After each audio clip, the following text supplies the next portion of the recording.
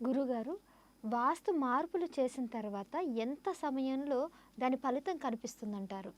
ఇంత సమయం అని ఏముండదమ్మా. ఒక్కోసారి ఎక్కువ సమయం పట్టొచ్చు, ఒక్కోసారి తక్కువ సమయం పట్టొచ్చు. All that depends on. చూడండి, ఒక మనిషికి జ్వరం వచ్చింది, డాక్టర్ దగ్గరికి వెళ్ళాడు, డాక్టర్ మందులు ఇచ్చాడు, జ్వరం తగ్గిపోయింది, ఒక వారం రోజుల్లో తగ్గిపోయింది.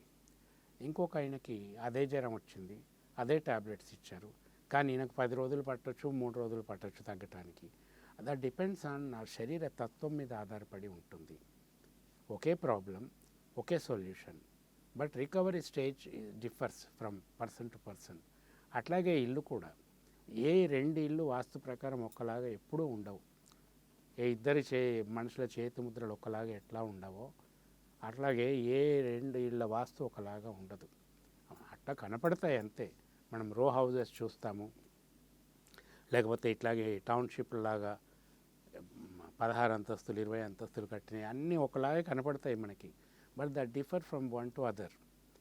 అట్లాగే ఒక వాస్తు దోషం ఉన్నప్పుడు అన్నీ ఒకలాంటి వాస్తు దోషాలే అనిపిస్తాయి, కానీ దానికి దీనికి తప్పకుండా డిఫరెన్స్ ఉంటుంది.